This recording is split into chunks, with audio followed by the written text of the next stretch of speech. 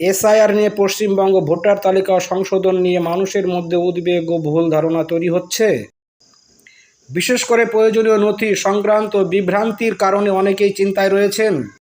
তবে পশ্চিমবঙ্গ ভোটার তালিকা সংশোধন নিয়ে বিভিন্ন প্রশ্নের উত্তর পেয়ে যাবেন আজকেই। এসআইআরের জন্য ইতিমধ্যে কোমর বেঁধে নেমেছে কমিশন। বাংলায় ভোটকর্মীদের প্রশিক্ষণে এসআইআর সংক্রান্ত নির্দেশিকা জারি হয়েছে। করতে হবে ম্যাপ, তৈরি আছে অ্যাপ। তাহলে কি তারিখ ঘনিয়ে এলো এসআইআরের জন্য পশ্চিমবঙ্গে? এই বিষয়ে A to Z বিস্তারিত জানার জন্য অবশ্যই শেষ পর্যন্ত দেখুন আজকের এই ভিডিওটি স্কিপ না করে।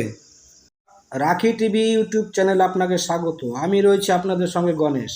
আপনি যদি রাখি টিভি ইউটিউব চ্যানেলে নতুন হয়ে থাকেন তাহলে চ্যানেলটিকে সাবস্ক্রাইব করুন এবং পাশে থাকা বেল আইকনটি অন করুন। এছাড়া ভিডিওটি অন্যের স্বার্থে শেয়ার করুন। তো চলুন বিস্তারিত জানা যাক। এসআইআর 2025 পশ্চিমবঙ্গ ভোটার তালিকা সংশোধন। দেখে নিন সকলের প্রয়োজনীয় গুরুত্বপূর্ণ প্রশ্নের উত্তর। আপনারা যে সমস্ত প্রশ্নের উত্তর খুঁজে পাচ্ছেন না সেই প্রশ্নের উত্তর আজ আপনাদের এখানে দেওয়া হবে। অতএব পুরো পেজটাকে ফলো করুন এবং স্কিপ না করে পুরো ভিডিওটা দেখার চেষ্টা করুন। তাহলে আপনারা প্রশ্নের উত্তরগুলো পেয়ে যাবেন অতি সহজেই। যে এসআইআরে আপনাদের কী কী করতে হবে, কোন কোন ডকুমেন্টস লাগবে, কাদের ডকুমেন্টস কী ধরনের লাগতে পারে। তো চলুন দেখা যাক। এসআইআর 2025 পশ্চিমবঙ্গ ভোটার তালিকা সংশোধন প্রক্রিয়া নিয়ে সাধারণ মানুষের মধ্যে উদ্বেগ ও ভুল ধারণা দূর করার জন্যই এই প্রতিবেদনটি তৈরি করা হয়েছে। বিশেষ করে প্রয়োজনীয় নথি সংক্রান্ত বিভ্রান্তি দূর করার জন্য এর মূল উদ্দেশ্য। তো চলুন দেখা যাক এখানে কী লেখা রয়েছে। ধ্যান দিয়ে আপনারা দেখবেন এবং শুনবেন, তাহলে বুঝতে পারবেন। পশ্চিমবঙ্গের ভোটার তালিকায় বিশেষ নিবিড় সংশোধনীয় নতুন কিছু নয়।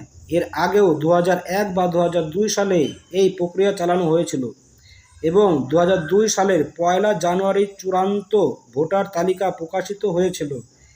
এই 2002 সালের ভোটার তালিকা অত্যন্ত গুরুত্বপূর্ণ, কারণ যদি আপনার নাম এই তালিকায় থাকে তবে আপনাকে ইতিমধ্যে ভারতের একজন বৈধ ভোটার হিসাবে গণ্য করা হয় এবং নির্বাচন কমিশনের পক্ষ থেকে সাধারণত আর কোনো প্রমাণের প্রয়োজন হয় না। সেক্ষেত্রে আপনার শুধুমাত্র 2002 সালের ভোটার তালিকা সেই পৃষ্ঠাটি জমা দিলেই হবে যেখানে আপনার নাম রয়েছে। 2002 সালে যাদের ভোটার লিস্টে নাম আছে তাদের আর কোনো কাগজের প্রয়োজন নেই। শুধুমাত্র তারা 2002 সালের ভোটার লিস্ট দিয়েই তাদের এই 2025-এ ভোটার ভেরিফিকেশন করাতে পারবেন।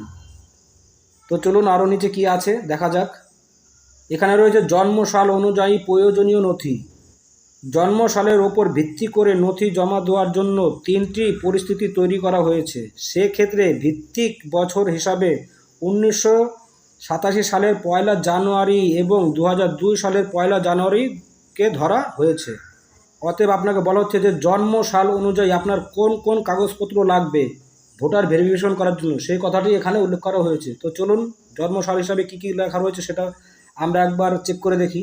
জন্ম 1 জানুয়ারি 1987 সালের আগে যদি আপনার নাম 2002 সালের ভোটার তালিকায় থাকে তবে সেই পৃষ্ঠা কপি জমা দিলেই চলবে।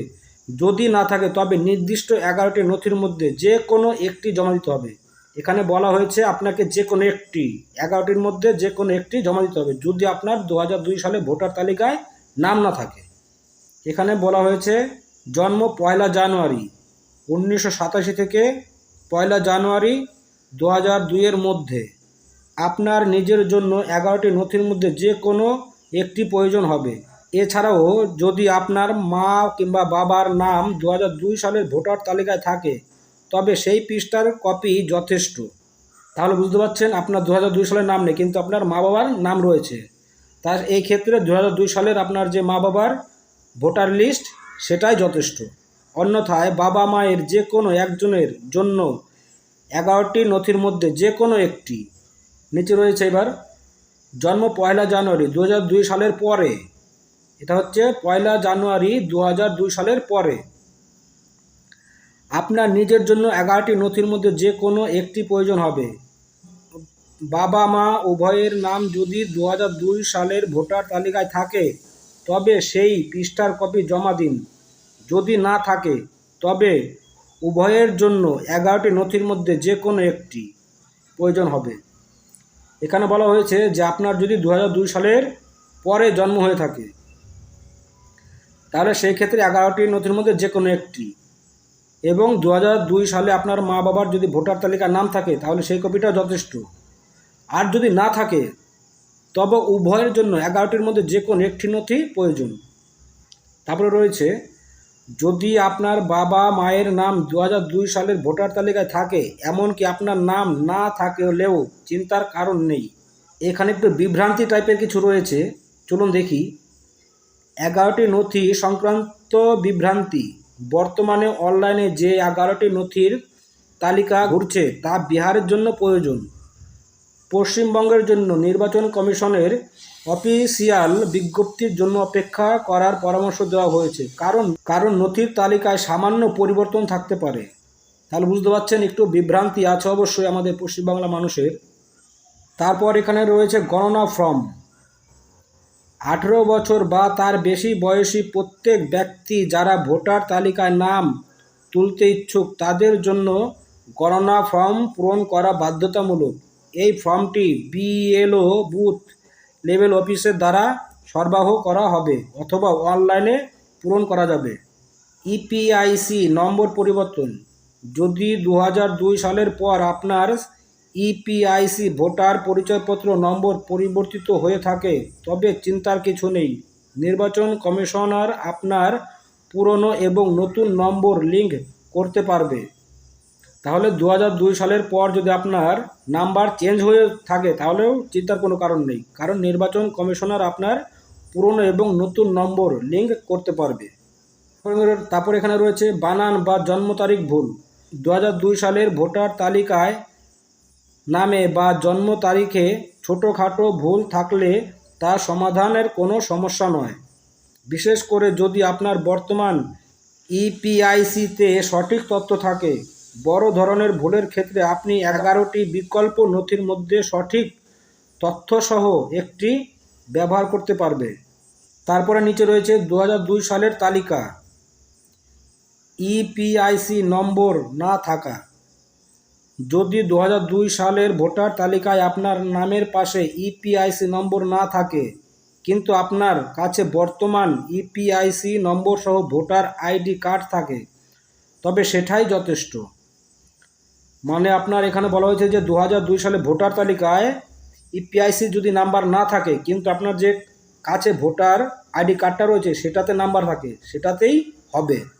তারপর এখানে রয়েছে ঠিকানা পরিবর্তন, বিশেষ করে বিয়ের পর মহিলাদের জন্য। ঠিকানা পরিবর্তন হলেও যদি আপনার নাম 2002 সালের ভোটার তালিকায় থাকে তবে আপনি এখনই একজন বৈধ ভোটার। আপনাকে শুধুমাত্র 2002 সালের ভোটার তালিকা থেকে সংশ্লিষ্ট পৃষ্ঠাটি সরবরাহ করতে পারবে। তারপর রয়েছে মৃত মা বাবা।